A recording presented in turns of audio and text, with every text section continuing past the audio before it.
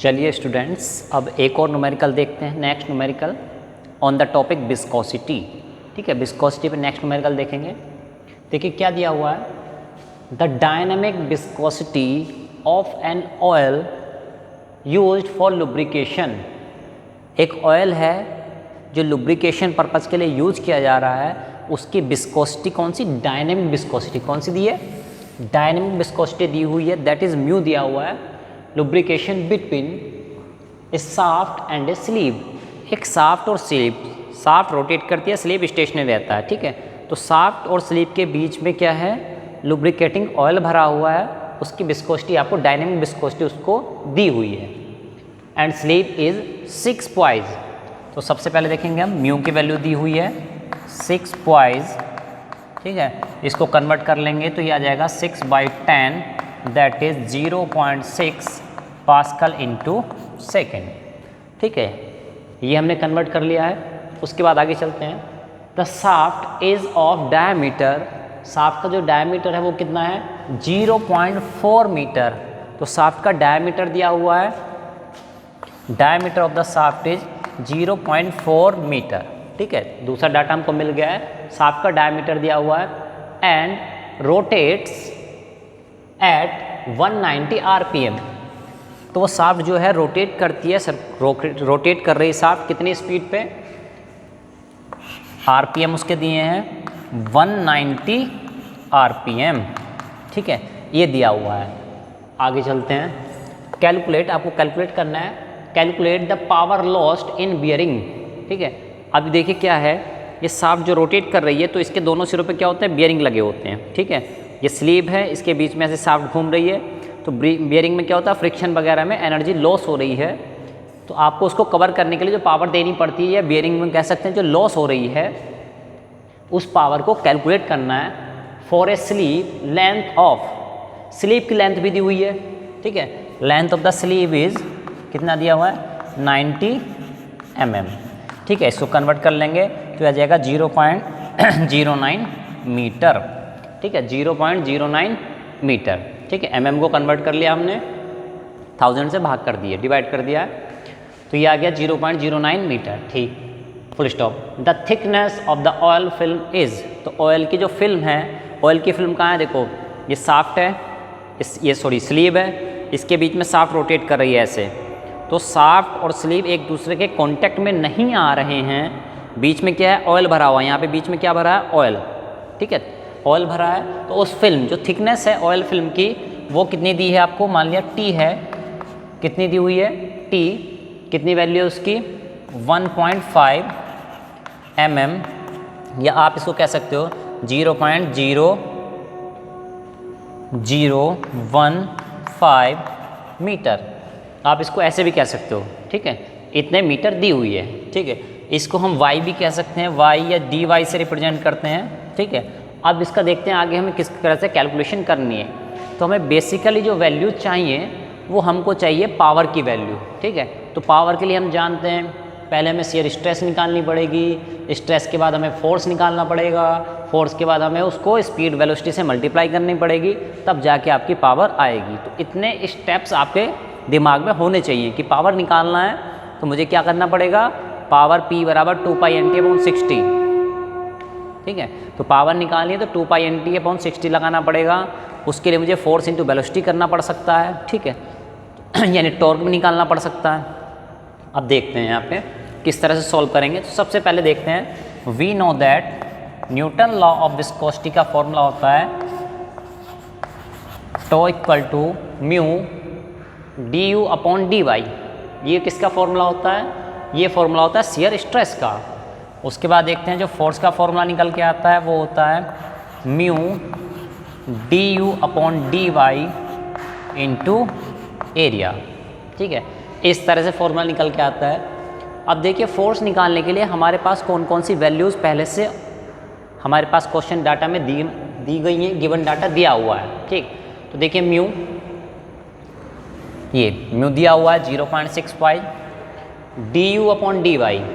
ठीक है, अब du क्या है? ये तो लीनियर स्पीड है, मीटर पर सेकंड में होनी चाहिए।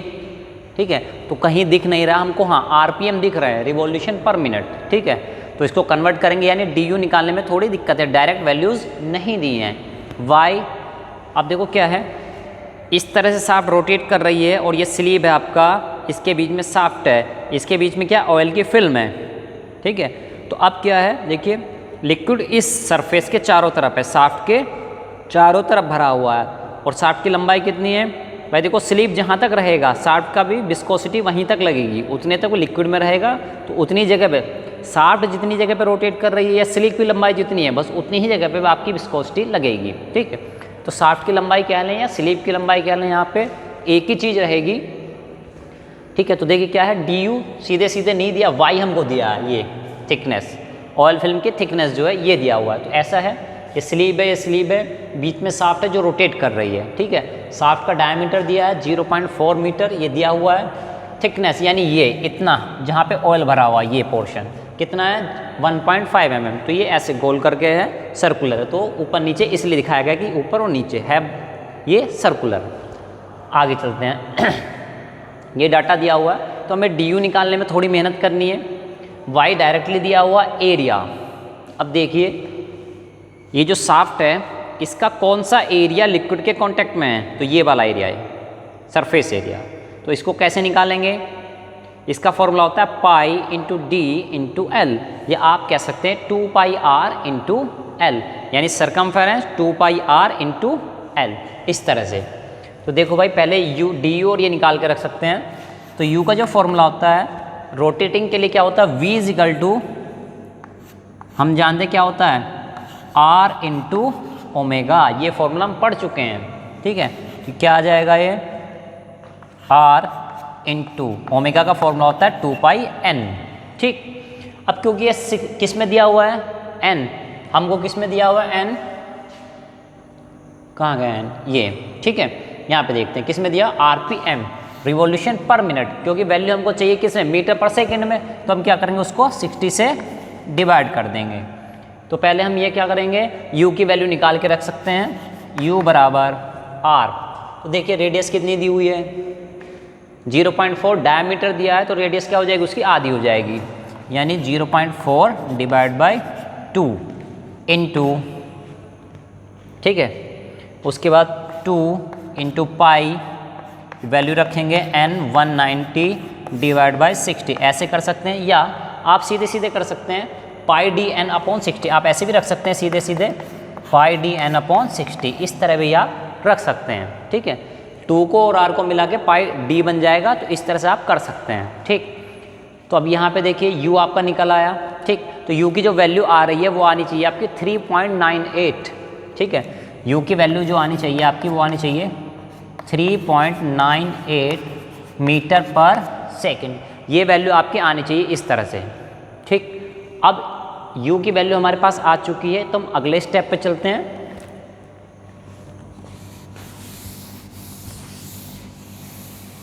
ठीक है, u की वैल्यू आ चुकी है, y की वैल्यू ऑलरेडी हमारे पास है। उसके बाद हम चलते हैं एरिया निकालने के लिए। तो आपको ये ध्यान रखिएगा, ये जो सर्कुलर चीज़ होती है, ये इसका जो सरफेस एरिया होता है, ये इसका फॉर्मूला होता है 2 पाई आर इंटू एल, या इंटू लेंथ, या आप कह सकते हैं पाई डी एल, ठीक है। तो एरिया का फॉर्मूला जो हो जाएगा वो हो जाएगा पाई इंटू डी इंटू एल, इस तरह से आप एरिया निकाल के रखेंगे, ठीक। तो एरिया निकाल लेते हैं, एरिया कितना आ रहा है, pi into D into L, L कितना दिया है, ठीक है, कितना दिया है 90 mm या 0.09 मीटर, ठीक है। तो ये हो गया आपका 0.09, ठीक है। तो यहाँ से हम एरिया कैलकुलेट कर लेंगे, ठीक है। तो जो एरिया की वैल्यू इसमें आ रही है फिलहाल, ठीक है, वो हम कैलकुलेट करके रखेंगे। जितनी वैल्यू आएगी डायरेक्ट सीधे यहाँ पे रख देंगे, याद रखना ये आएगा आपका मीटर स्क्वायर में।